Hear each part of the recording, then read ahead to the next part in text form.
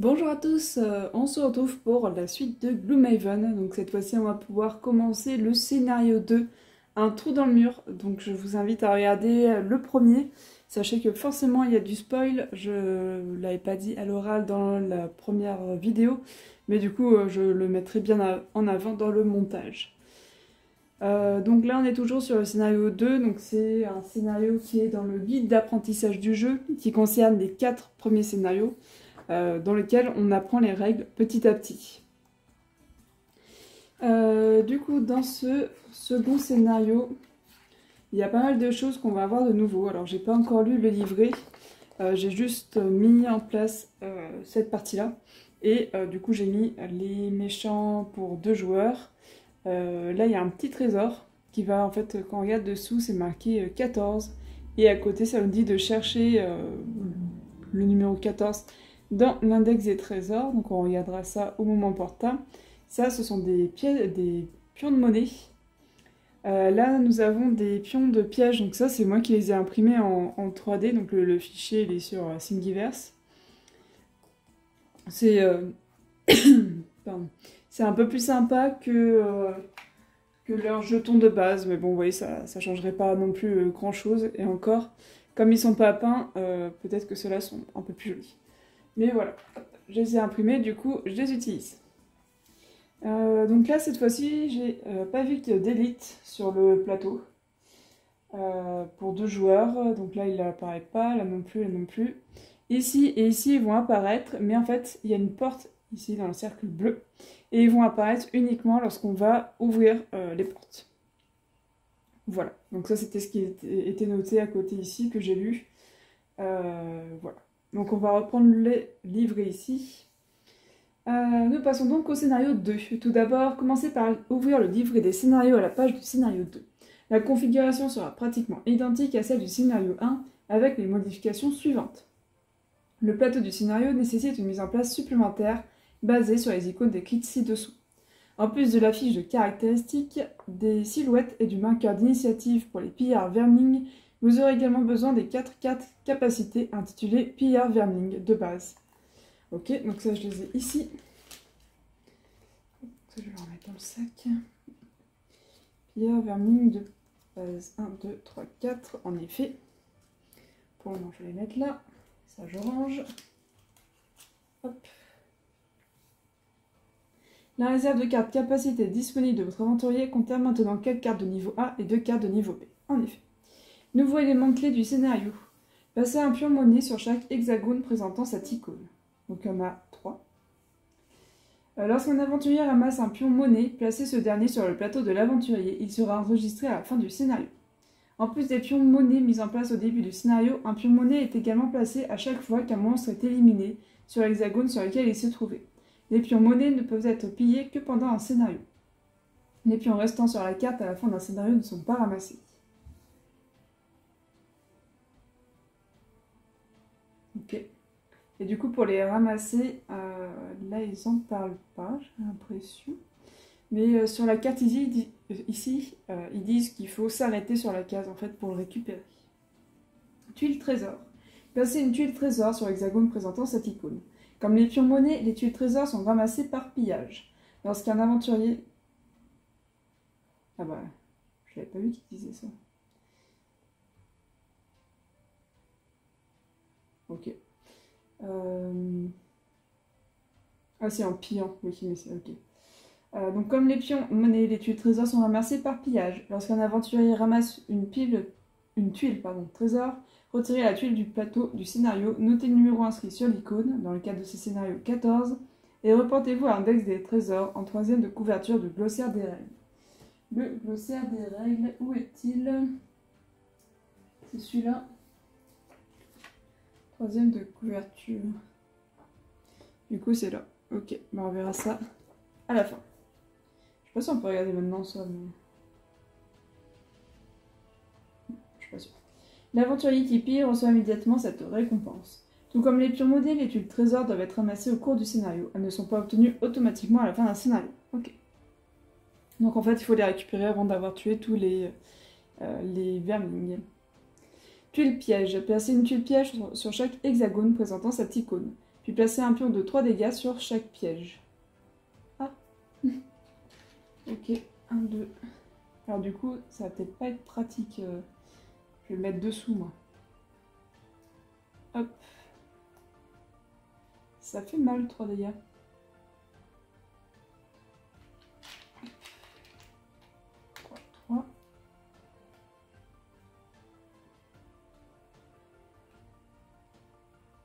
Voilà. Lorsqu'un personnage entre dans un hexagone contenant un piège, celui-ci est déclenché et retiré du plateau. Le personnage subit les 3 dégâts du piège, les pièges ne sont pas des obstacles. Bon, je pense que pour les prochaines mises en place, je ne mettrai pas les jetons en dessous. Faudra juste penser que ça fait 3 dégâts quand on se les prend. Portes. Les hexagones de portes sont reconnaissables à leur bordure bleue. Les portes séparent les différentes salles dans un scénario.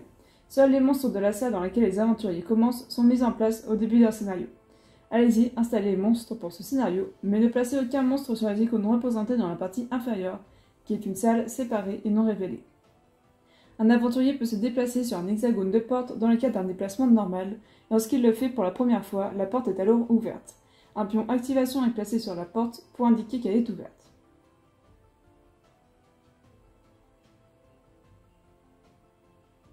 Un pion activation. C'est quoi un pion activation? Ah, c'est ça, d'accord. Le livret de règles est bien fait.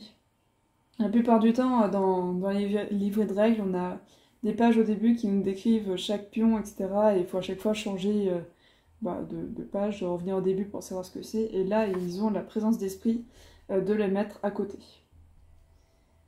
Tous les monstres de la salle nouvellement révélés sont alors mis en place. C'est ce qu'on appelle la révélation d'une salle. Les monstres mis en place lors de la révélation d'une salle agissent toujours au cours du round où ils ont été mis en place. Une fois que la salle est révélée, l'aventurier reprend immédiatement son tour, ce qui inclut l'utilisation des points de déplacement qui lui restent, de la capacité de déplacement grâce à laquelle il a ouvert la porte. Intéressant, c'est-à-dire que si on a un déplacement 4, quand on fait 2 de déplacement, on ouvre la porte, on a encore nos 2 de déplacement. Très bien. Tant qu'une porte n'est pas ouverte, elle est considérée comme un mur pour les besoins de la ligne de vue et du déplacement des monstres. Nouveau mécanisme d'action. Le scénario est maintenant mis en place. Il nous suffit de passer en revue quelques règles supplémentaires introduites par vos nouvelles cartes capacités et le nouveau paquet capacité des monstres, et nous pourrons alors commencer. Action par défaut. Vous avez peut-être remarqué les petites icônes d'attaque et de déplacement au centre gauche de chaque carte capacité. Elle indique qu'au lieu d'effectuer l'une des actions de n'importe laquelle de ces cartes, un aventurier peut effectuer une attaque 2 à la place de l'action supérieure de cette carte ou un déplacement 2 à la place de son action inférieure. C'est très ingénieux et très intelligent, parce que comme par exemple la dernière fois où j'ai voulu jouer une carte pour l'initiative et elle m'a servi à rien parce que j'étais trop loin. Donc j'aurais plutôt utilisé le déplacement par exemple. Très intelligent. Ok. La carte sera toujours défaussée, quelles que soient les indications dans la zone principale. Ok. Action de carte perdue. Certaines actions sur vos cartes améliorées de niveau B indiquent maintenant l'icône perdue dans le coin inférieur droit. Cette icône signifie que si vous effectuez l'action, la carte sera immédiatement placée dans votre pile de cartes perdues au lieu de votre défausse. Ce sont des capacités puissantes, mais vous devez les utiliser avec prudence car cela réduira le nombre de rounds que vous pourrez jouer avant d'être épuisé. Si vous ne souhaitez pas perdre la carte, vous pouvez toujours effectuer une action par défaut. Vous passez complètement votre tour et vous défaussez la carte sans effet. Pillage. Les aventuriers disposent de 2 façons de piller les pions monnaie et les tuiles trésors. Premièrement, à la fin du tour de chaque aventurier, celui-ci pille automatiquement l'hexagone sur lequel il se trouve. J'ai pas fini la phrase. Deuxièmement, certaines cartes contiennent une capacité pillage qui permet à un aventurier de piller l'hexagone sur lequel il se trouve et toutes les hexagones à portée X.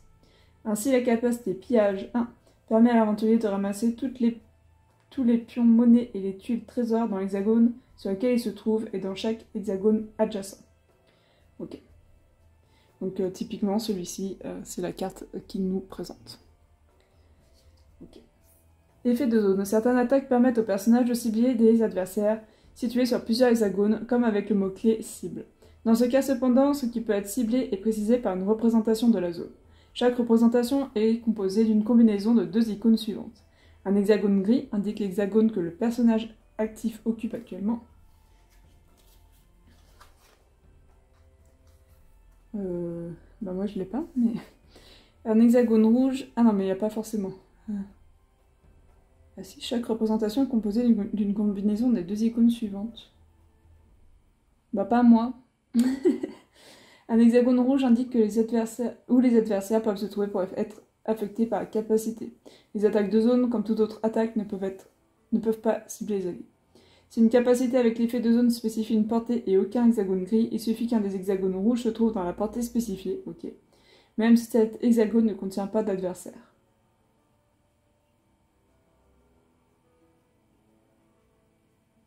Donc on peut être où on veut en fait, c'est ça que ça veut dire.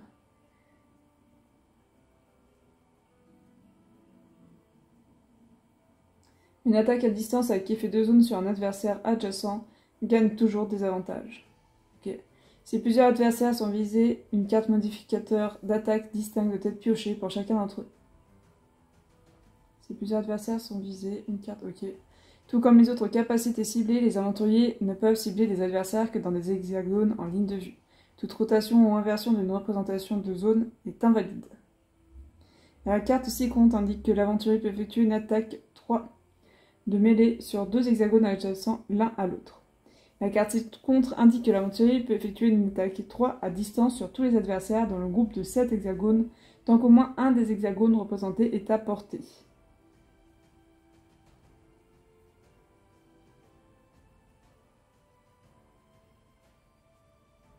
Ça ne dit pas où je dois être.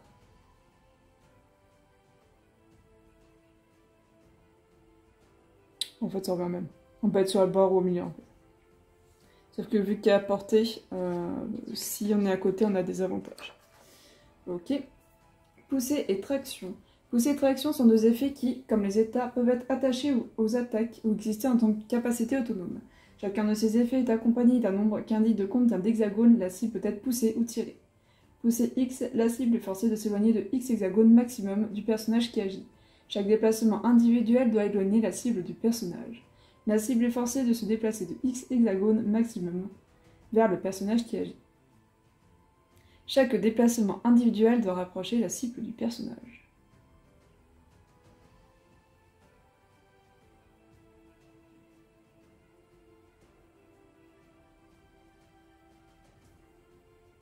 Les cibles peuvent être poussées ou tirées à travers leurs alliés, mais pas à travers leurs adversaires, les obstacles ou les murs. Si une cible est poussée ou tirée dans un hexagone contenant un piège, le piège est déclenché et la cible en subit les effets. Intéressant. C'est-à-dire qu'on peut le faire d'où on veut. Attends, traction, c'était lui qui avait traction. Yo, traction. C'était pas toi, traction? Non, c'était pas... Ah, c'est traction là-haut. Ah. Ah non, parce que lui, portée 2. Du coup, portée 2, ça peut être un peu plus loin. Donc il peut... Bon, là, il y a la porte. Mais je peux... Je peux être là, 1, 2, ça le fait venir là, ça lui fait 3 de dégâts. C'est intéressant. Ou même lui, du coup, c'est peut-être plus intéressant. Par contre, eux vont peut-être avoir des capacités équivalentes. Il y a de fortes chances en tout cas. Lorsqu'un aventurier effectue une poussée ou une traction, il décide de la distance et de la direction de la poussée ou de la traction de la cible. Lorsqu'un monstre pousse ou tire, les joueurs décident toujours de la direction, mais la cible doit être poussée ou tirée aussi loin que possible. Il n'y a pas d'hexagone valide dans lequel une cible peut être poussée ou tirée, l'effet prend fin. Ok. Nouvel état négatif, le désarmement. Désarmement, le personnage ne peut pas effectuer d'attaque. Ce pion est retiré à la fin du prochain tour complet du personnage. Prochain tour complet. Okay. Annuler les dégâts en perdant des cartes. Chaque fois qu'un aventurier subit des dégâts, que ce soit à cause d'une attaque de monstre, d'un piège ou de toute autre source, il peut choisir d'annuler la totalité de ses dégâts en perdant des cartes au lieu de réduire le nombre de ses points de vie. Pour annuler les dégâts d'une source, un aventurier peut soit perdre une carte de sa main, soit 2 cartes de sa défausse. Les cartes perdues sont immédiatement placées dans la pile des cartes perdues de l'aventurier. Ah oui, là c'est vraiment perdu, c'est pas défaussé.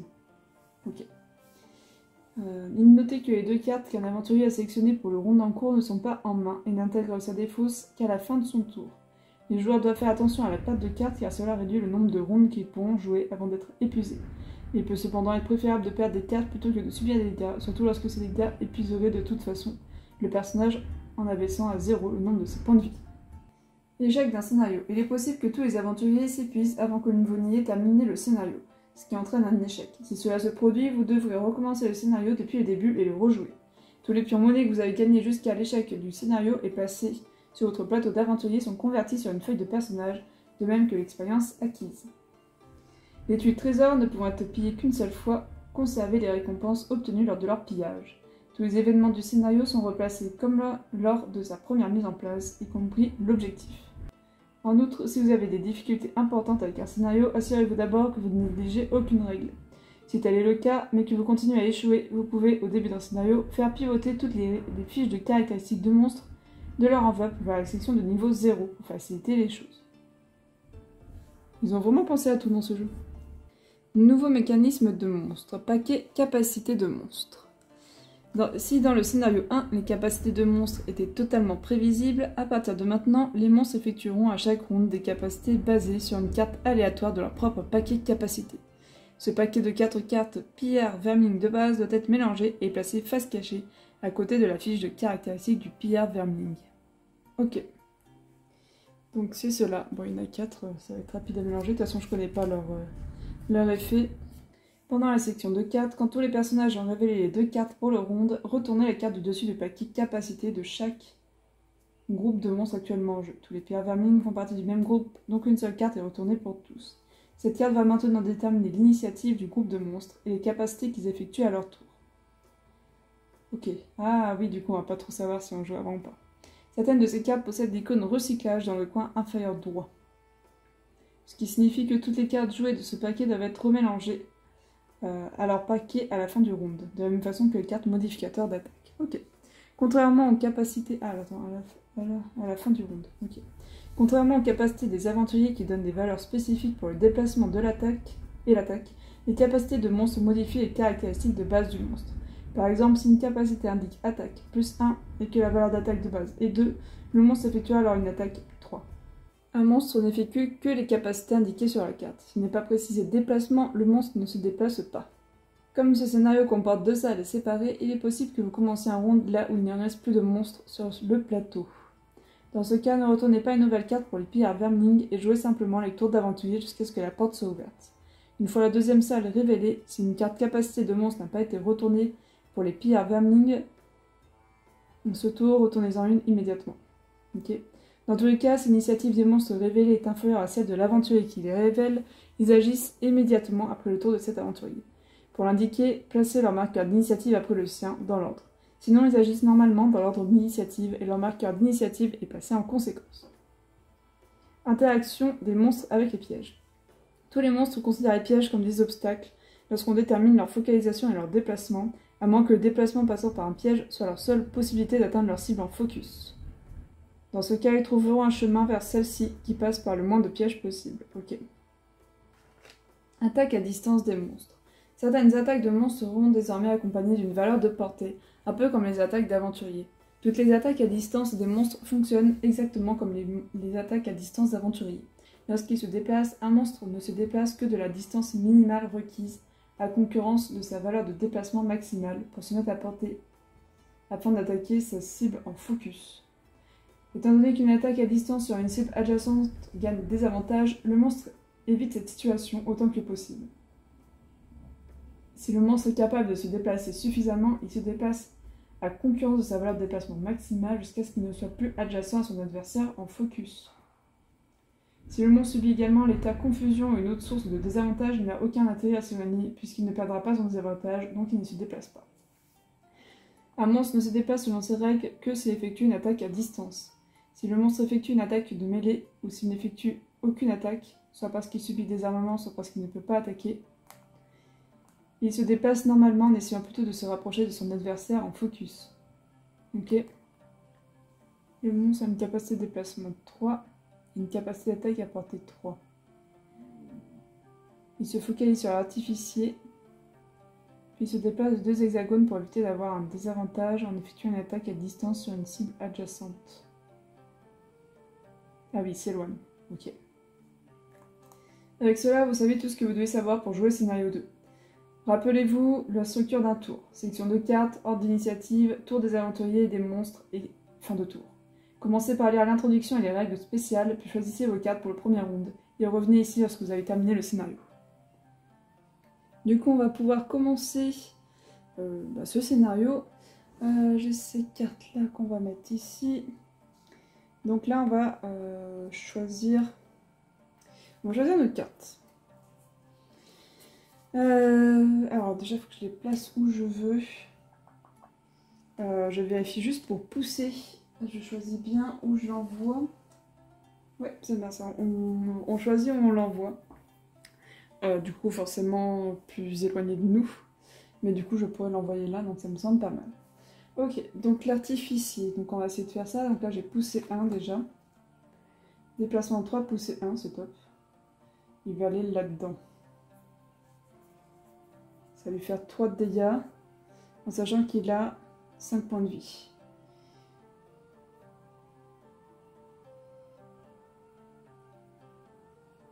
Je vais plutôt faire celui-ci, enchaînement. Parce que je vais d'abord faire... Ah bah non, je ne me déplace pas. Il me faudrait un déplacement classique. Déplacement 4.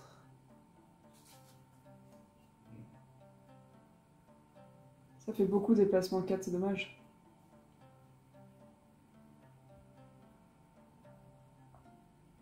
Alors quoi je peux... Ah non, parce que du coup... Je sais pas si je peux me mettre là et le pousser là, ce serait un peu bizarre. C'est plutôt tirer. Détruisez un obstacle à portée 3. Ça peut être pas mal.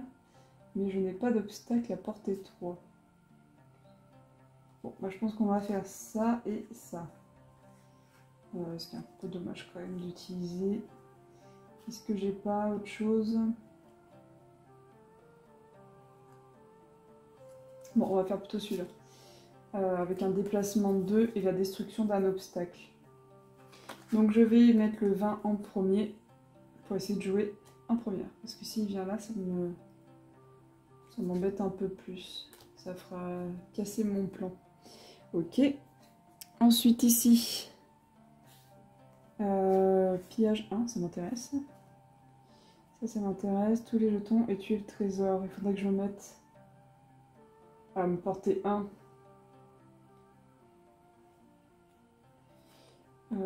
Traction.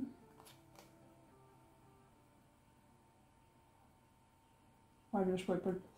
il me faudrait un déplacement tout simple et quelque chose qui fasse beaucoup de dégâts.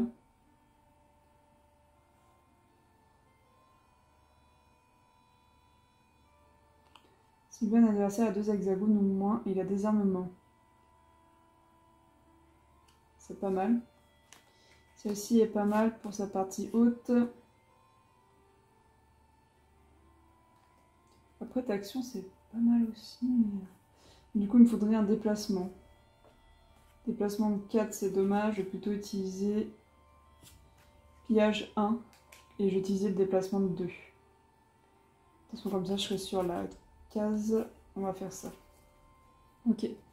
Ah, mais j'ai 63 du coup. Il risque de jouer avant.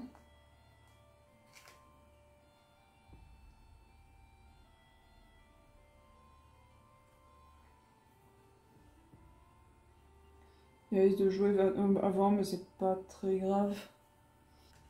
Ça me semble pas très grave. Est-ce que éventuellement... Alors, je peux faire attaque 2. Allez, on va plutôt faire celui-là, 38. Hop, et on va garder ça. Ah, je fais quoi? Si c'est ça, non. Si c'est ça, 2 hexagones ou moins et attaque 2. Ok. Voilà. Donc j'ai choisi mes cartes, je pioche une carte pour les vilains. Attaque plus 0, ils peuvent attaquer de loin et ils ne se déplacent pas pendant ce round. Ils sont à 59. Du coup, ils jouent après moi. Ouais, donc c'est d'abord l'artificier, ensuite c'est le garde rouge et ensuite c'est le pierre. Ok, donc l'artificier joue en premier. Déplacement 2, oui. Donc déplacement 2, je vais juste me mettre là au final. Détruisez un obstacle adjacent, il n'y en a pas. Donc je ne le fais pas. Et j'ai pas de renforcement. Ensuite, je fais attaque 2. plus un modificateur. -1, super. Donc je lui fais 1 dégât.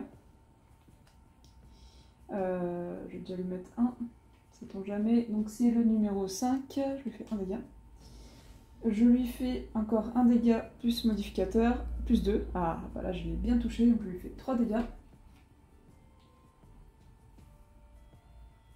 Et je peux ajouter pousser et confusion si cette attaque cible le même adversaire que la précédente capacité d'attaque, ce qui est le cas. Donc je lui fais pousser, je le pousse dans le piège, il se prend 3 de dégâts. Alors le piège est retiré du jeu. Il se prend 3 de dégâts et confusion, mais il meurt avant. 3, 6, 7 et il lui fallait que 5. Du coup il est mort. Hop. Et il fait tomber une pièce. Il est mort ici. Donc j'ai 2 pièces à côté. Ok. Donc j'ai fini le tour de l'artificier. C'est désormais au garde rouge. Je vais faire quoi celui-ci?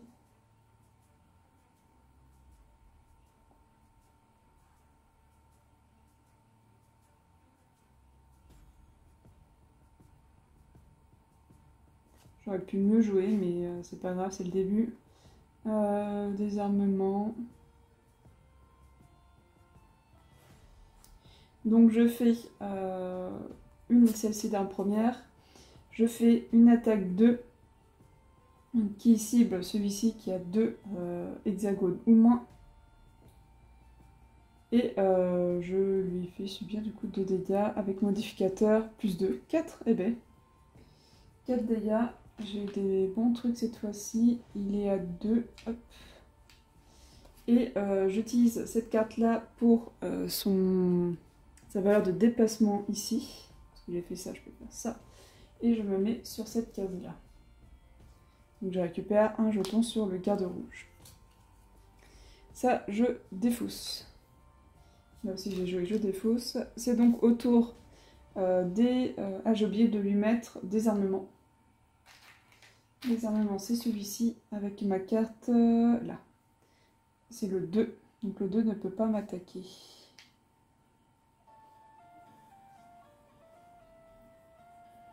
Ok.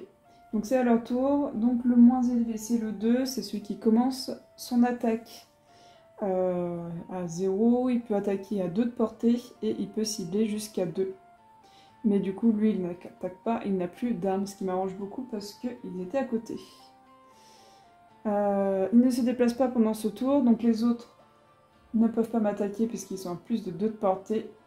Donc leur tour est terminé. Il n'y a pas de petit logo comme quoi on doit le remélanger. Donc nouveau tour. Artificier. Qu'est-ce que je vais faire avec l'artificier? Je pense que je vais encore faire ça, pousser 1. S'il j'en ai un adversaire adjacent. De vous de 1 hexagone. C'est pas mal, ça lui fera 3 de dégâts aux 5. Attaque 2, portée 4. Ah, c'est pas mal ça aussi. 1, 2, 3. Je pense que je peux le mettre là, je vais 1, 2. Mais je le pousse. Et après, il est à 2 de distance. Ça peut être quand même pas mal de jouer celui-ci en premier.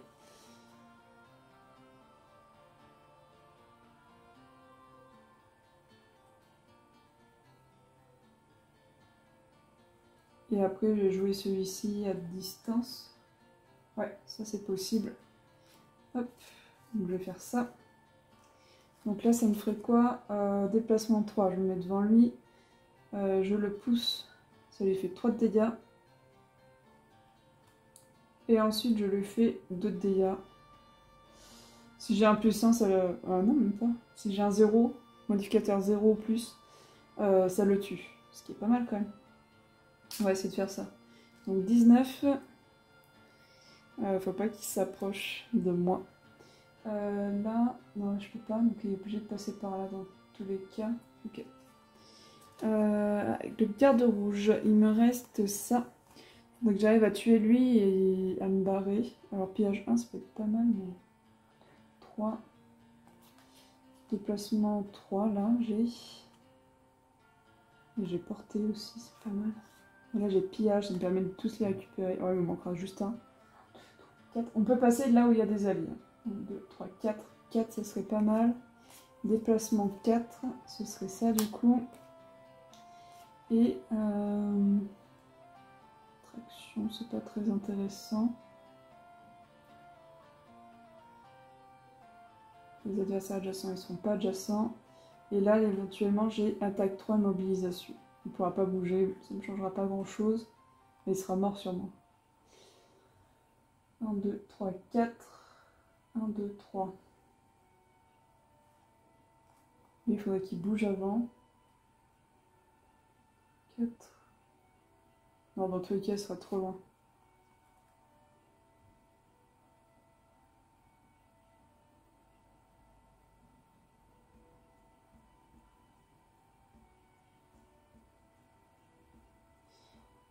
Du coup, il va falloir que je tease une 4 qui me sert à rien. Du coup, je vais faire celle-ci, je pense. En fait, il faudrait que j'arrive à mettre 1, 2, 3, 4, 5. J'ai pas 5 de toute façon. En déplacement, c'est celle que j'ai utilisée. Sinon, elle fait défausser, c'était un peu dommage.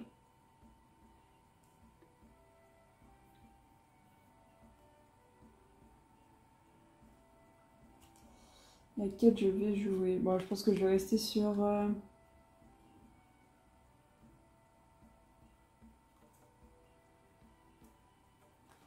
une qui va me servir à rien parce que je vais même pas me déplacer. Donc...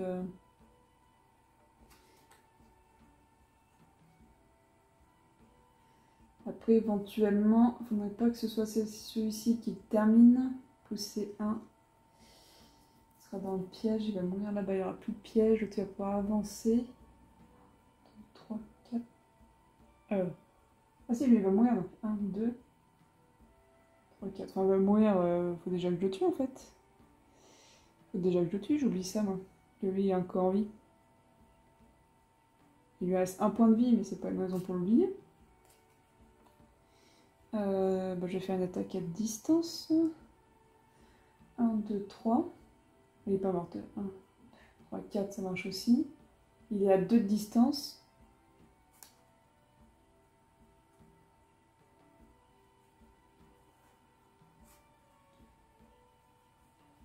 Bon, je vais faire celle-ci du coup. 63. Bon, du coup, j'ai pas vraiment de choses qui vont me permettre. Ou alors je le tue avec ça.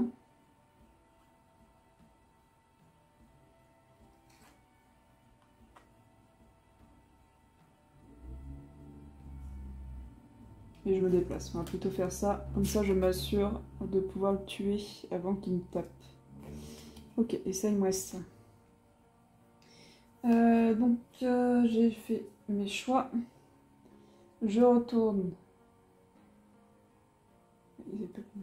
Je retourne une carte, donc ils ont déplacement 0. Et ensuite, ils font une attaque -1 à portée de 2. Ils se déplaceront pour éviter d'être adjacents à leurs adversaires en focus. Ok, donc ils vont essayer de se barrer. Ils sont 36, mais du coup, je joue avant dans les deux cas. Donc c'est le garde rouge, puis l'artificier, puis les ennemis. Donc le garde rouge, je vais d'abord faire une attaque 2 pour tuer lui. Je sais pas s'il y a un modificateur, parce que sinon je suis attaque 3. J'en suis un plus de ce point de règle. Je pense que oui. Donc je vais plutôt faire l'attaque supérieure.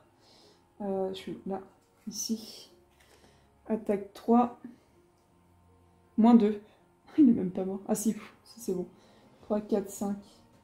J'ai oublié de l'enlever à la fin de son tour. Donc il meurt parce qu'il a 5 points de vie. C'était juste... Hop. Ça aurait fait... Hop. Ah bah du coup il fait tomber ça. Bon après c'est pas grave si j'ai pas toutes les pièces. Donc j'ai fait cette carte là. Et ensuite je me déplace de 4. C'est con parce que j'aurais pris l'autre, j'aurais tout récup, mais bon.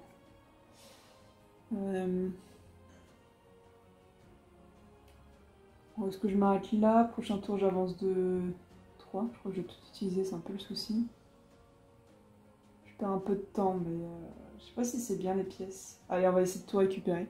Je vais m'arrêter là. Hop, du coup ça c'est défaussé. Ensuite c'est à l'artificier de jouer.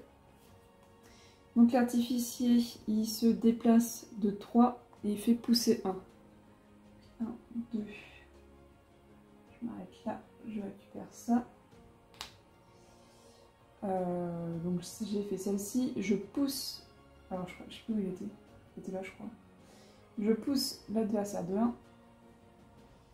Qu'est-ce qu'il faisait là d'ailleurs? T'es qui toi?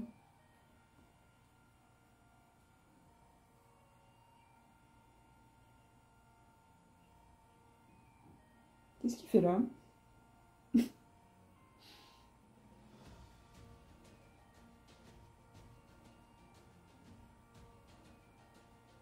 Il est mort lui en fait. J'ai fait toute ma stratégie là-dessus, mais il est mort.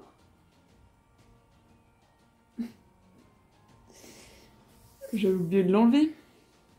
Enfin, de vérifier en vidéo quand même. Du coup, en effet, j'avais oublié de le retirer. Donc c'est un peu bête de ma part. Je vais juste du coup annuler mon déplacement. J'étais ici.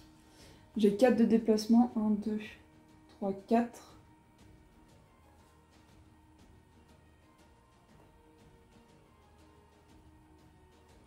Euh, 4.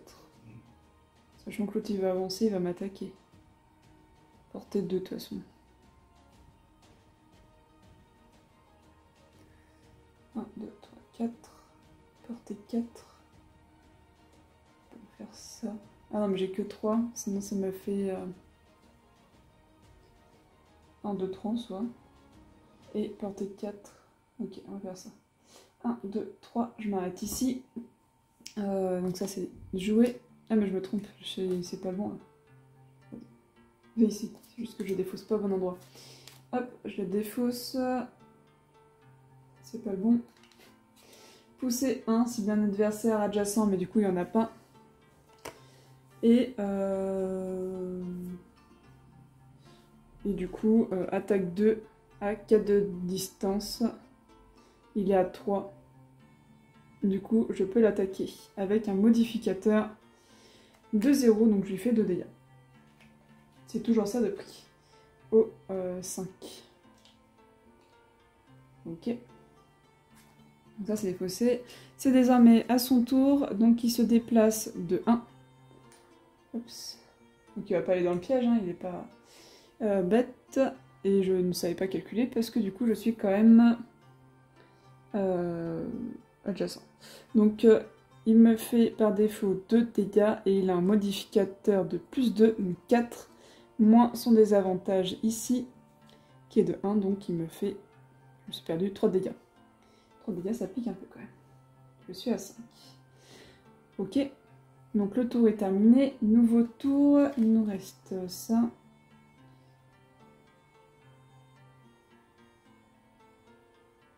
Déplacement 2. Je vais plutôt commencer par le garde rouge parce que je voulais pouvoir faire pillage, mais je vais pas pouvoir.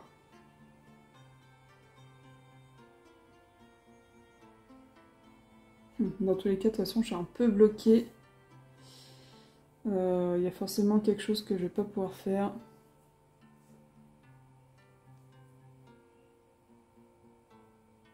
Parce qu'il a trop de distance et j'ai rien à trop de distance.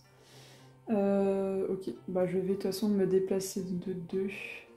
J'ai oublié de récupérer un petit jeton là. 1, 2, on va se mettre là-haut. C'est pas tout de suite qu'il faut le faire, pardon. Je vais faire... de toute façon, je vais essayer de prendre l'initiative tout de même. Quoique s'il avance... Ah, s'il avance, je peux réussir à le toucher. Donc je vais essayer de ne pas prendre l'initiative. Du côté de l'artificier, je peux faire un déplacement 2, attaque 3. Pourquoi pas? Et ça lui enlèvera un tour à l'autre. Ou alors je l'attaque. Ah bah non, je suis obligée de l'attaquer de toute façon. Donc je me déplace. Je peux détruire un truc à proximité, pourquoi pas. Et je l'attaque en essayant de faire 3 de dégâts. Ça peut le faire. Je vais essayer d'avoir l'initiative avec l'artificier. Ok. Donc je prends une nouvelle carte. Ils sont à 50 avec déplacement et attaque, sans bonus. Donc c'est d'abord l'artificier, puis les ennemis et le garde rouge. Donc l'artificier, je vais faire un déplacement de 2. Bon, je vais détruire pour le fun l'obstacle ici. Et là, je me suis... Non, c'était bien une pièce là. Donc celle-ci, je la défausse et je fais 3 dégâts à l'adversaire. Subit 3 dégâts plus modificateur plus 1. Donc je lui fais 4 de dégâts et il est mort. 1, 2, ouais, il est mort. Tac, donc il fait tomber une pièce.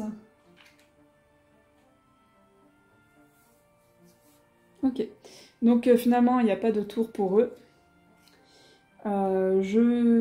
Avec lui,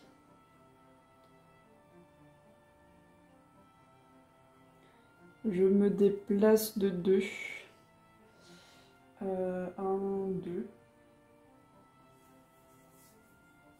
On va faire comme ça. 1, 2. Et c'est tout du coup, puisque les autres c'est des attaques et qu'il n'y a personne à proximité. À part moi, mais ça m'intéresse pas de me soigner. Enfin, vu que j'ai déjà fait le déplacement, en fait, je ne peux pas me soigner. Ok. Le garde rouge, il perd toute la monnaie pendant que l'artificier il fait le taf. Hein.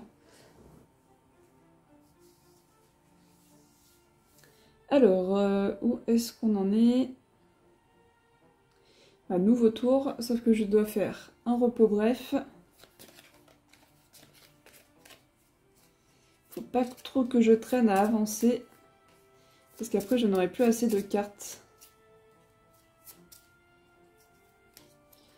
Donc celui qui est retiré, c'est l'impulsion, qui était pas trop mal. Ça ne change pas non plus des masses. Et du coup, ça c'est le paquet de cartes que j'ai. Et pour le garde rouge,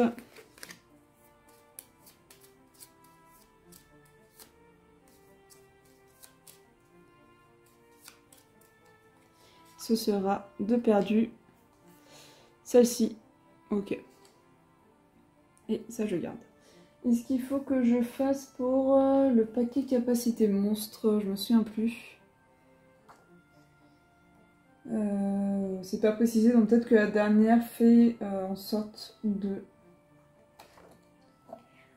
réinitialiser la chose. Ça doit être ça. Ok, alors. Donc c'est mon tour, forcément. De toute façon, il n'y a pas de méchant là. Alors déjà, je récupère ma petite pièce ici. Je vais faire quoi? Je vais aller ouvrir la porte. Après, je peux faire pillage 1 déjà. Et après, je pourrais pas me déplacer si je fais ça.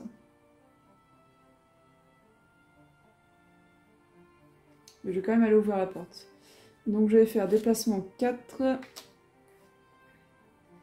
Et à la suite, donc ils vont apparaître 3. Et lui, il sera hors de ma vue. 3, sachant que je vais faire 1, 2, 3, ouverture de porte, 4, j'avance. Et il sera à 2. À 2 de distance, j'ai celle-ci.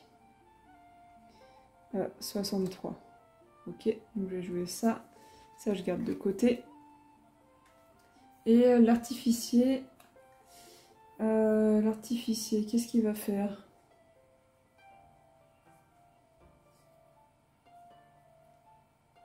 Ah, je peux faire pillage.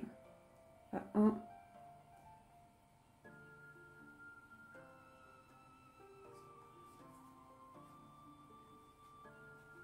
Mais après, je peux pas me déplacer non plus. Je vais plutôt essayer de me déplacer. Et est-ce que j'ai attaque à distance? Pas vraiment en fait.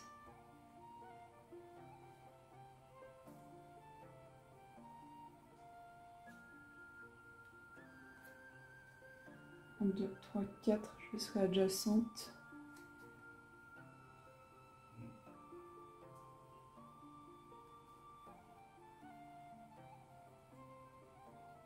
Ça peut être pas mal, en soi. Du coup, ça me fait pas prendre 2 pièces. Je sais pas si c'est vraiment grave. Peut-être quand même. Je sais pas si c'est vraiment pion monnaie. Je vais regarder dans le livret. À quoi ça sert ensuite? Est-ce que c'est juste un pion? Quelle est sa valeur en fait? C'est ça ma question. Ça a l'air d'être assez important. Donc je vais plutôt essayer de récolter ça.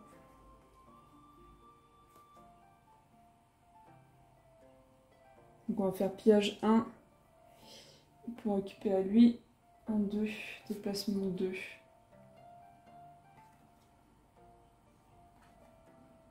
Alors ça peut être n'importe lequel du coup, mais du coup autant utiliser un qui nous intéresse pas plus que ça. Je vais utiliser celui-là 37. Hop. Ok. Et du coup il me restera cela. Donc 37 joue en premier, donc l'artificier, puis pour le moment ils sont pas là, et ensuite le garde. Je sais pas si c'est une bonne idée de jouer l'artificier après. Enfin que l'artificier ne serve à rien dans ce tour, parce que du coup eux ils vont arriver. On va pouvoir attaquer. Bon, on va voir. Alors, je fais... Ah non, mais là, je pourrais pas me déplacer. Je me trompe. Je peux faire qu'un seul.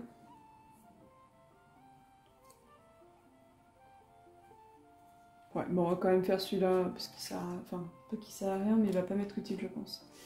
Alors... Donc, je fais pillage 1 avec lui. Pour récupérer ça. Et l'autre ne me sert à rien. Voici un tour qui ne servait pas à grand chose. Ensuite, c'est au tour du garde rouge. Donc, le garde rouge, il fait 1, 2, 3. On ouvre la porte. Hop, on met un petit symbole dessus. Et ça manque 4.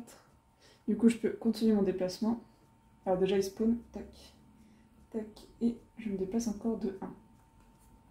Donc, il arrive à portée de tir. Donc, ça, c'est défaussé. Hop. Il arrive à portée de tir. Donc, je fais 3 de dégâts. Plus modificateur, plus 1. Donc, je fais 4 dégâts. Il a pris quand même tarif à peine arrivé. 1. Et je lui fais traction 1, donc il arrive à mon niveau. Je sais pas si c'est une bonne idée. Bah si, dans tous les cas, de toute façon, il pourra se déplacer. Ok. Donc ça, c'est joué. Eux, comme ils sont spawn, la dernière, oui c'est ça, ça sera tout remélangé.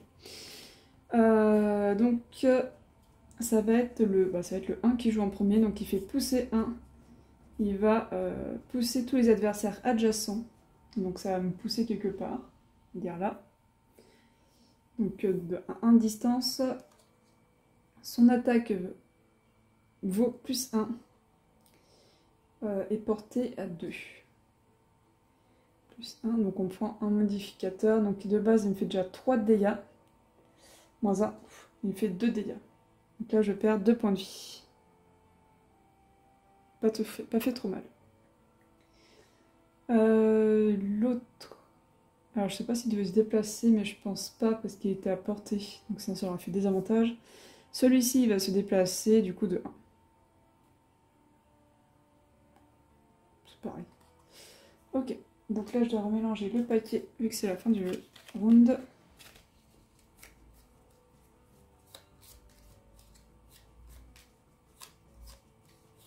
Ah, j'aurais dû mettre là. Vu que c'est moi qui choisis où je me mets, je vais me mettre ici.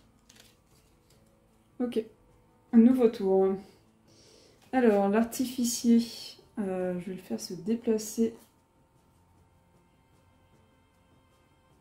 Je vais récupérer la pièce avec l'artificier. Je sais pas si c'est une bonne idée, mais...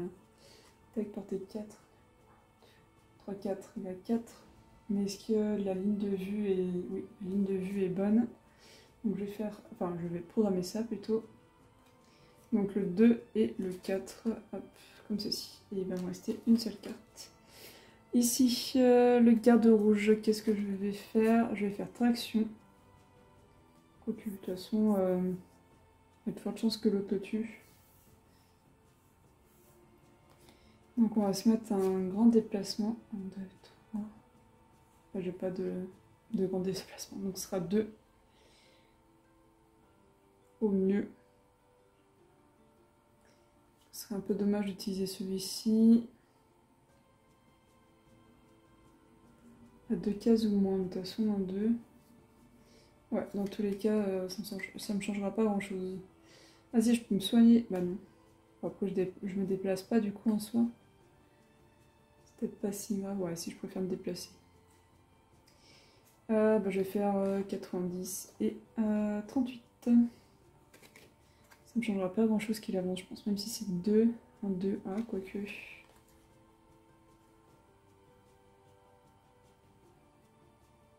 Ah, je vais quand même faire ces deux-là.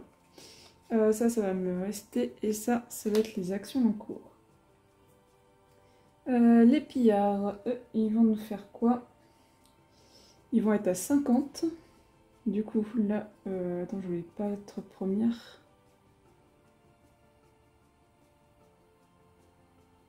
C'était un peu nul, mon truc, du coup.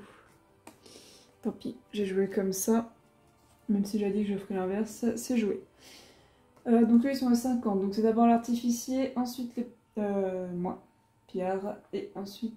garde rouge, puis pillard. Ok. Donc eux, ils vont se déplacer et attaquer au corps à corps. Donc l'artificier, il va se déplacer de 2. 1, 2. Et je vais utiliser son attaque à 4 de distance. 1, 2, 3, 4. La ligne est bonne. Plus modificateur. Plus 1. Donc je lui fais 3 de dégâts. Il était déjà à 4, du coup il meurt. Et il fait tomber une de monnaie. Tac. Donc j'ai utilisé mes 2. Et je récupère une monnaie là-haut. Hop. Enfin, un or. On va arrêter d'appeler ça monnaie. Parce que ça s'appelle pure monnaie, j'ai le droit. Lui, du coup, qu'est-ce qu'il nous fait? Bah, il va se déplacer.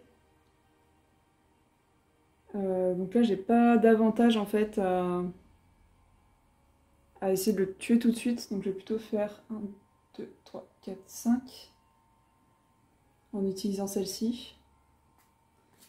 Ouais, on va faire ça.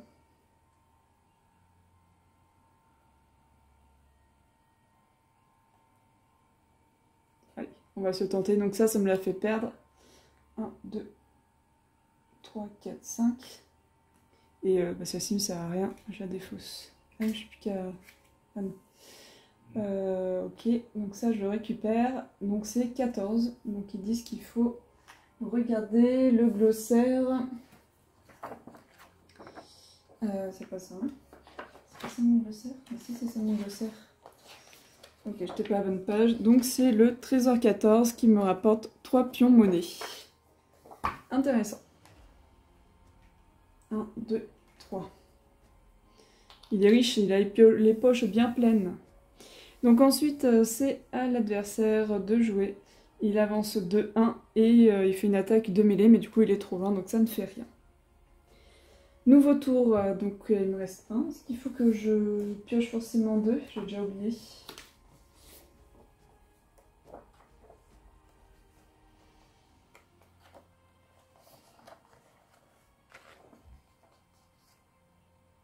Donc non, il faut bien 2 cartes différentes. Du coup, je suis obligée de faire un repos court. Et il me reste plus beaucoup de cartes déjà, donc ça va aller assez vite. Il faut que je récupère les pièces et que je le tue. Ça peut se faire encore. Donc là, il faut que j'enlève une carte. C'est un déplacement et un renforcement. Je pense que ça me dérange pas trop. Ok, donc il me reste ça. Et là, il faut que je prenne ça. Et déjà, il va me manquer des cartes. J'aurais peut-être pas dû utiliser la défausse de la carte. Donc c'est... Ah, déplacement 4, c'est un peu embêtant. J'ai plus que des déplacements 2, mais pourquoi pas.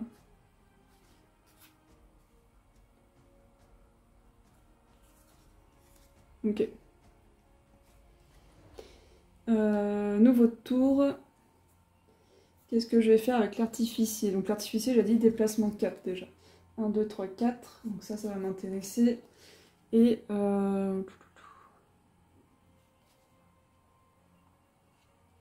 Et je vais pas pouvoir faire grand chose de plus.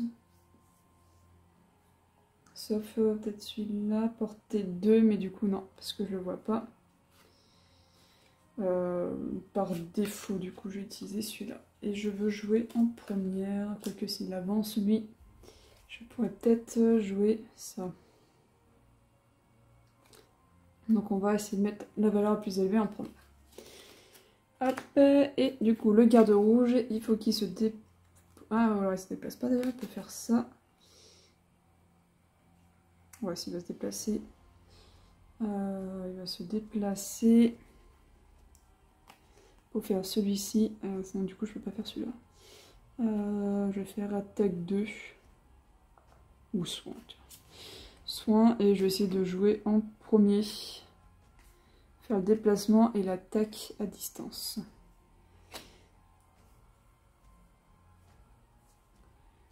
Du coup, dans l'inverse, hop, tac, et il me reste celle-ci. Ok, donc j'ai fait mes jeux. Je vais jouer en premier, et là, 59. En sachant qu'il va m'attaquer à distance.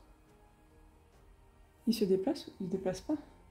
Ah, intéressant, du coup il aura des avantages. Ok, donc le premier, c'est garde rouge, artificier et le pilleur. Le pilleur, pardon. Alors, lui... J'espère que je vais pas le tuer du coup. On va voir, c'est pas très grave. Je vais me déplacer du coup avec celle-ci. Des fausses, je me déplace 1 seulement. Je fais l'attaque, portée 2, et je fais 3 de dégâts, plus modificateur, moins 1, donc je lui fais 2 dégâts.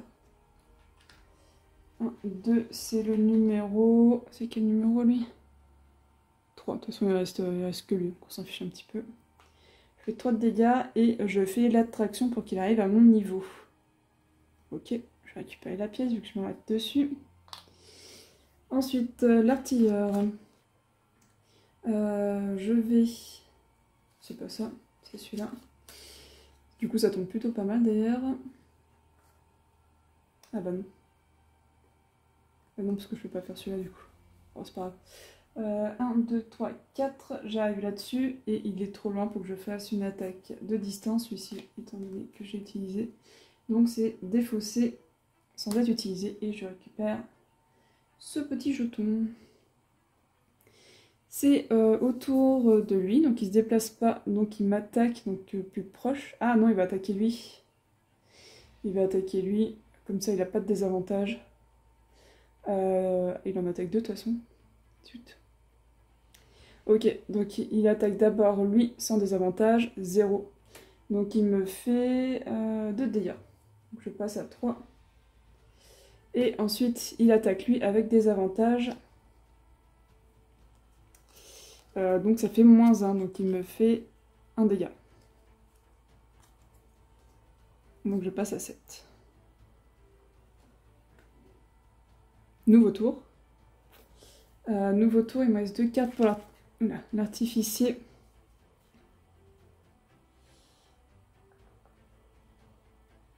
Donc je vais me déplacer.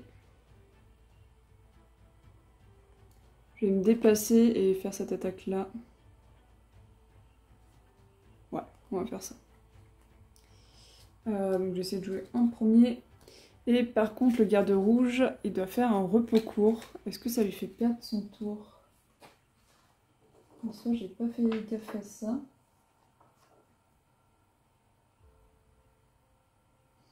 Ouais, du coup, en fait, ça ne change pas grand-chose. Donc, hop, on mélange. Et on en retire un.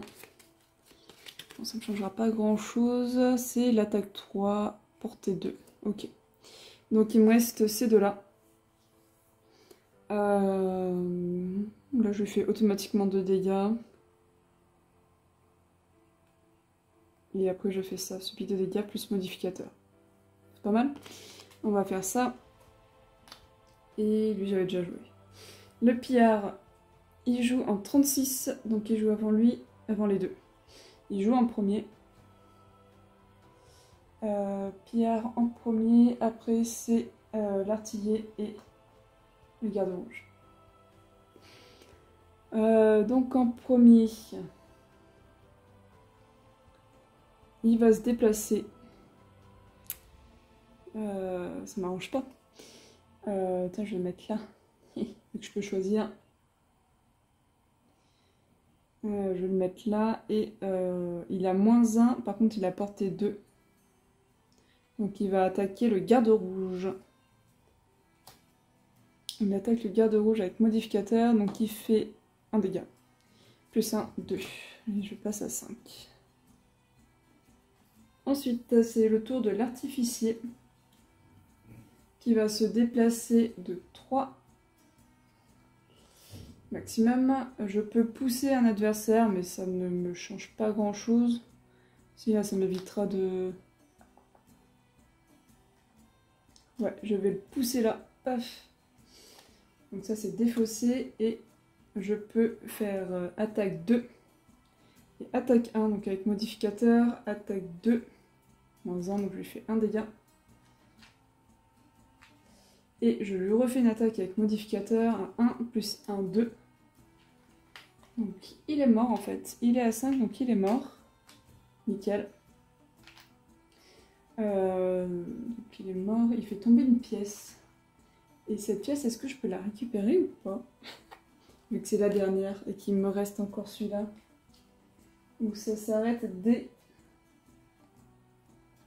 Du coup, la victoire se termine à la fin du round, donc il me reste encore le garde rouge qui peut jouer. Donc je vais simplement le faire se déplacer de 1, le reste on s'en fiche. Ici, pour récupérer la petite pièce, et j'aurais tout récupéré.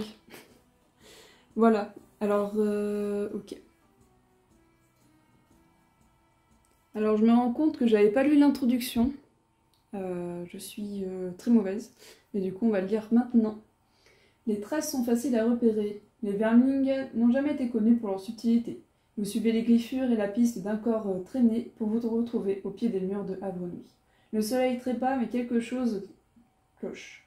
Ce n'est pas seulement une ombre projetée sur la partie inférieure du mur, c'est un trou. Les vermings ont creusé un nid dans le mur lui-même. Quel boulot! Vous vous accroupissez et essayez de vous approcher discrètement, mais des gardes doivent surveiller l'entrée. Un cri strident retentit, puis quelques vermings jaillissent de l'obscurité, brandissant des armes émoussées et de mauvaise qualité. Vous n'avez plus d'autre choix que de vous défendre. Heureusement, vous avez réussi à reprendre votre souffle, mais vous aurez certainement besoin d'un long et agréable bain après cette épreuve. Donc désormais, on peut lire la conclusion. Une fois le nid nettoyé de ces misérables créatures, vous prenez le temps de fouiller chaque recoin. Les gardes de la cité voudront sûrement en savoir plus à ce sujet. Il n'est pas prudent de laisser les vermings creuser des tunnels à travers les murs. C'est déjà assez difficile de repousser leur aide comme ça. Finalement, vous réussissez à trouver une quantité d'or inattendue sous des planches de bois pourri. En fouillant dans le trésor, vous trouvez aussi une note étrange, grossièrement gribouillée. Elle détaille une affaire entre les vermings et un certain Roland. Apparemment, Roland achète des cadavres frais aux vermings et paye en or. À en juger par le montant, les vermings ont réussi à tuer pas mal de gens avant que vous n'y mettiez fin. C'est la meilleure piste que vous ayez, il est donc temps de nicher ce Roland. Après s'être opposé au lion assoupi, bien sûr. Donc en récompense, on récupère 25 pièces d'or chacun. La boutique ouvre et nouveau lieu, le vaisseau noir. Et à côté, ils nous disent retournez à la page 18 du guide d'apprentissage du jeu pour plus d'informations. Donc c'est ce qu'on va faire. Hop. Scénario 2 accompli. Félicitations, vous avez accompli le scénario 2. N'oubliez pas que le scénario ne se termine pas avant la fin du round au cours duquel le but a été atteint. Donc en fait, j'aurais pu juste lire ça. Vous aurez donc peut-être encore le temps d'effectuer un pillage des dernières minutes. Après cela, assurez-vous de lire le texte de conclusion et les récompenses. Sortez le plan de la ville pour indiquer que le scénario est accompli, puis passez la vignette de scénario 3. N'oubliez pas de rafraîchir complètement les aventuriers en récupérant toutes leurs cartes, en retirant tous les pions état et en revenant à leur valeur maximale de points de vie.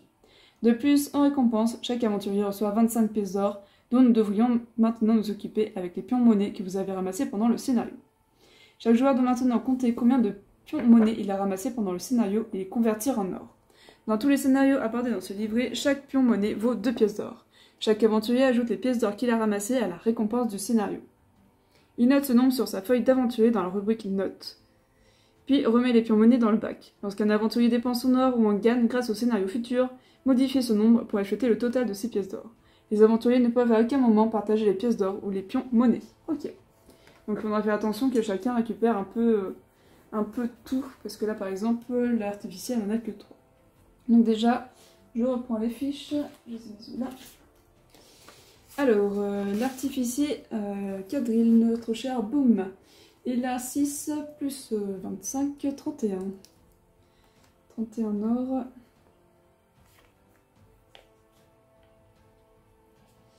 Voilà, je vais noter là du coup. Et notre carte rouge a 1, 2, 3, 4, 5, 6, 7, 8, 16, plus 26, 41.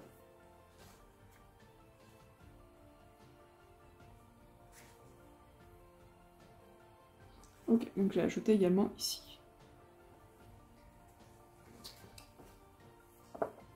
À partir de maintenant, entre chaque scénario, les aventuriers peuvent acheter et vendre des objets à la boutique ou s'échanger des objets entre eux. Trouvez le paquet de cartes objets dans la boîte et en regardant le côté rouge des cartes, prenez celle qui porte les numéros 1 à 13 sur le côté gauche. Remettez le reste dans la boîte de côté, objets non disponibles, du séparateur de cartes. Les objets 1 à 13 sont maintenant disponibles à l'achat.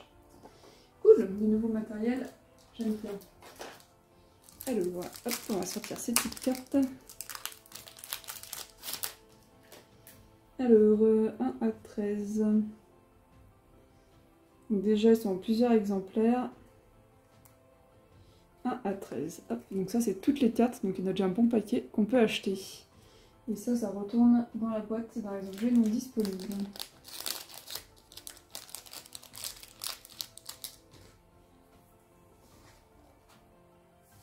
Acheter des objets. Les aventuriers peuvent payer la valeur en or d'un objet pour transférer celui-ci de la réserve d'objets disponible de la boutique à leur propre réserve. Les objets possédés peuvent être enregistrés dans la rubrique Objets de leur feuille d'aventurier. Les aventuriers ne peuvent jamais posséder plus d'une copie d'un même objet. Vendre des objets. Les aventuriers peuvent vendre des objets en leur possession à la boutique pour la moitié, arrondie au supérieur, de leur valeur en or, qui est alors ajoutée à l'or total de l'aventurier. Échanger des objets. Les joueurs peuvent librement échanger des objets entre les scénarios. L'or ne peut pas être échangé. En plus du numéro d'index, les cartes contiennent d'autres informations importantes. Donc on a le nombre de l'objet, sa valeur en or, le type d'objet, il existe 5 types d'objets, tête, corps, jambes, mains et petit objet. Les aventuriers ne sont pas limités dans le nombre d'objets qu'ils peuvent posséder. Cependant, ils ne peuvent apporter dans un scénario qu'un objet tête, un objet corps, aucun de chaque, 2 objets mains et un petit objet. Fonction de l'objet. Ce texte décrit quand l'objet peut être utilisé et ce qu'il fait pour l'aventurier. Les objets fournissent généralement des capacités ou des bonus supplémentaires qu'un aventurier peut utiliser à son tour. L'utilisation d'un objet est gratuite et peut être effectuée en plus des actions des cartes capacités de l'aventurier. Certains effets des objets peuvent vous être encore inconnus, mais ils sont expliqués dans les règles du scénario 3. Quantité. Le nombre d'exemplaires de cet objet dans le jeu. Utilisation des objets. Le coin inférieur droit de la carte indique la fréquence d'utilisation d'un objet au cours d'un scénario. Consommer signifie qu'il ne peut être utilisé qu'une seule fois par scénario. Une fois utilisé, retourner la carte pour montrer qu'elle a été consommée. Dépenser signifie qu'il peut être utilisé une fois entre chaque repos long. Les repos longs seront décrits dans le scénario 3. Une fois utilisé, faites pivoter la carte de 90 degrés pour montrer qu'elle a été dépensée. Et persistance, il n'y a pas d'icône, l'objet peut être utilisé chaque fois que la situation le permet. Aucun objet n'est jamais retiré définitivement à l'aventurier lorsqu'il est utilisé, même les potions. Tous les objets sont rafraîchis à la fin d'un scénario. Allez-y, achetez tous les objets que vous souhaitez maintenant. Lorsque vous avez terminé, remettez les objets restants dans la réserve du côté Objets disponibles du séparateur de cartes dans la boîte de jeu. Si vous préférez, vous pouvez également attendre d'avoir lu les règles du scénario 3 avant d'acheter les objets. Tous les aventuriers doivent maintenant prendre les 2 premières cartes de niveau 1 dans leur grande boîte et les ajouter à leur réserve de cartes capacité disponible. Ces cartes sont élan et poids écrasant. Et du coup, pour le garde rouge, force vive et sable de guérison. Vous pouvez maintenant soit sauvegarder vos personnages pour une autre session, soit passer au scénario 3 où nous ferons face à de nouveaux adversaires et à des complications. Du coup, on va acheter des objets. Alors, jumelle, œil de faucon. Pendant votre attaque, gagnez avantage pour la totalité de l'action d'attaque. Pendant votre attaque, ok. Oui, donc c'est pour ceux qui attaquent plusieurs fois. Le casque de fer. Lorsque vous êtes attaqué, traitez toute carte modificateur d'attaque piochée par l'adversaire comme une carte 0 à la place. Ok. Armure de maille. Pendant votre tour, gagnez un bouclier défense 1 pour le reste du round. Et c'est là, du coup, on va pas tout comprendre. Qu'est-ce qu'il y a derrière là? Est-ce que ça ne m'explique pas? Non, ça ne m'explique pas. Ok. Lorsque vous êtes attaqué, avant de piocher une carte modificateur d'attaque, pour cette attaque, l'attaquant gagne des avantages et vous gagnez bouclier 1. C'est mieux que ça. L'armure de maille, non?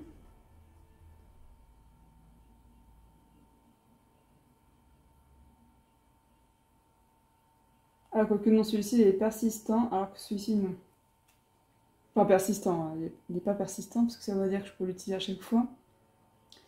Mais quel que soit le nombre d'attaques que je reçois, celui-ci absorbe le dégât. Ok. Botte patinée. Pendant votre déplacement, ajoutez plus 1 déplacement à un seul déplacement. Ok. Bottine ailée. Pendant votre déplacement, ajoutez saut à la totalité de l'action de déplacement. C'est difficile de choisir comme ça en effet. Lorsque vous subissez des dégâts d'une attaque, gagnez bouclier 1 pour cette attaque. Marteau de lancer. Pendant votre attaque à distance, ajoutez étourdissement à une seule attaque. Dague empoisonnée. Pendant votre attaque de mêlée, ajoutez empoisonnement à une seule attaque. Lance ferrée. Pendant votre capacité d'attaque de mêlée sur une seule cible, attaquez un adversaire situé à 2 hexagones au moins. Ok. Pas mal celle-là. Potion de soin. Pendant votre tour, effectuez une action soin 3 sur vous-même. Ok. Potion à l'endurance. Pendant votre tour, remettez une de vos cartes défaussées dans votre main. Potion de puissance. Pendant votre tour, ajoutez plus 1 d'attaque à la totalité de votre action d'attaque. Ok. Alors là, j'ai surtout comme question le bouclier. Dans un premier temps, je vais regarder le début du scénario 3. Bouclier. Bouclier X est une capacité de bonus active qui permet à l'aventurier de réduire de X les dégâts subis du fait d'une attaque jusqu'à un minimum de 0. Cette réduction est liée après les bonus d'attaque et les cartes modifications d'attaque est prise en compte dans la valeur d'attaque. Ok.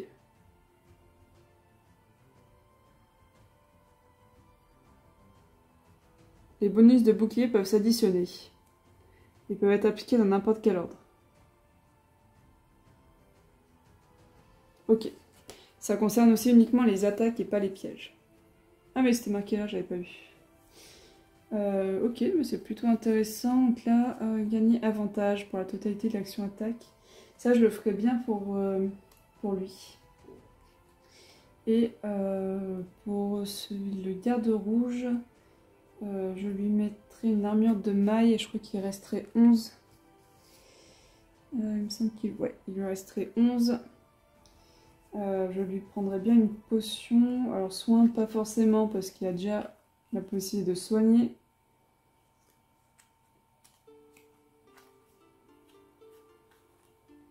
Plutôt à celui-ci. Pendant votre tour, ajoutez plus 1 d'attaque à la totalité de vos actions d'attaque. Bon, soit lui, il en a pas... Ah si, ça peut être pas mal. Ou alors de récupérer une carte défaussée dans ma main.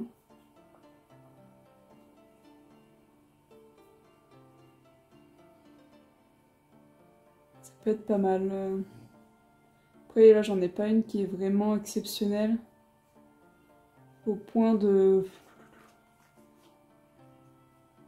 Je vais plutôt prendre celle-ci. Après, en soi, je pourrais garder pour une prochaine fois.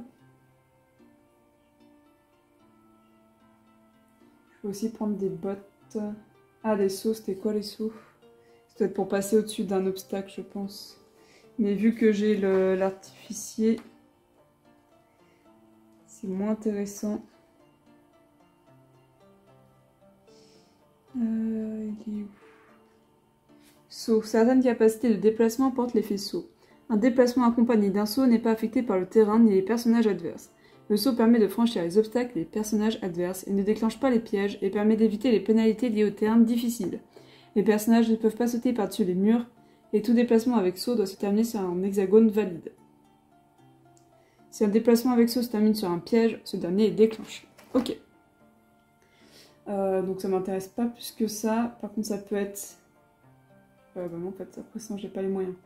Mais ça peut servir pour une prochaine fois. Alors je vais quand même prendre la potion de puissance. Donc il leur reste un à chacun. Et ça va hop, dans les piles là.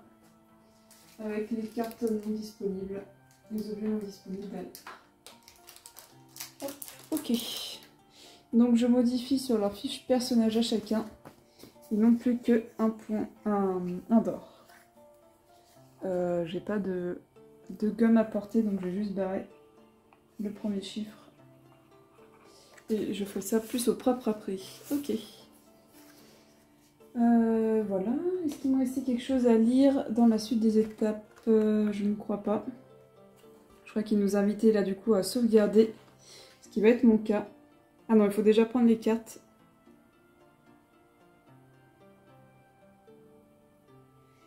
Les cartes de niveau 1 dans les boîtes. Donc l'artificier, il a élan 1 et poids écrasant. Ça remplace quoi ça?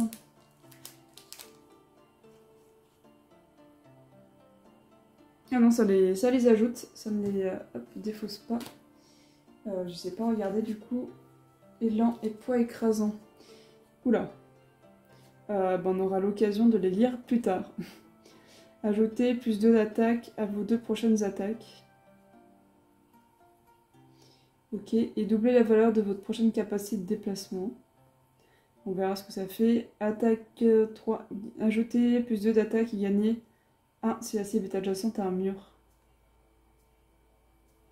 Déplacement 2, un adversaire adjacent et adjacent à un mur subit 2 dégâts. Ouais, donc là ça va vraiment être le... Il va falloir le pousser contre un mur et lui faire très bobo. Ok, donc ça c'est bon. Et on a pour notre garde rouge la force vive et le sable de guérison. J'ai bien fait de ne pas prendre de soin. Alors la force vive fait beaucoup de choses. Attaque, il y a un point rouge après. Je sais pas trop ce que c'est. J'ai pas vu ça avant. On verra ça dans les règles plus tard. Déplacement, saut. En plus, il y a déjà un saut, donc j'ai bien fait de pas le prendre, je pense. Bouclier, et encore un symbole qu'on ne connaît pas trop. Ça a l'air d'être réutilisé ou quelque chose comme ça. Soin 4 sur vous-même, et il y a un là. Déplacement de 3, sur round, toutes les attaques vous ciblant gagnent des avantages. Ok. Intéressant. Voilà, donc ça, il faut que j'ajoute leur objet sur leur fiche. Qui sont là. Donc, le garde rouge, il a un objet, l'armure de maille.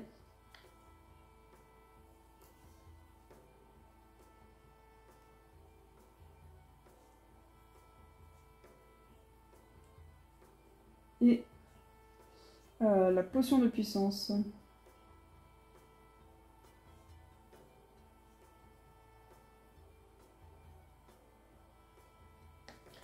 Donc voici pour le garde rouge où il en est. Et notre artificier, il a juste les jumelles œil de faucon.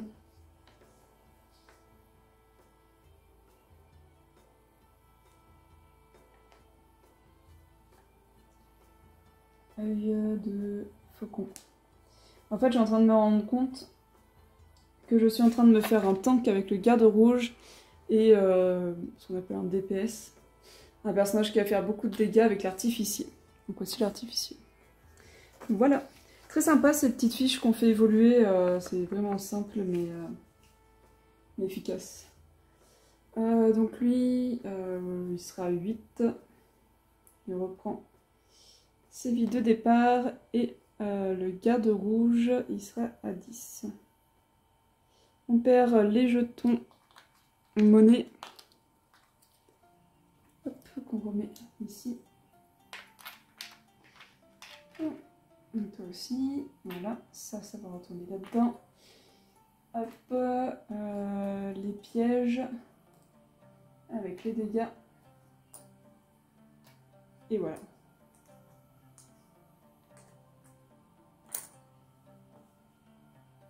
Donc chacun son truc, tac. Ça me semble pas mal comme ça.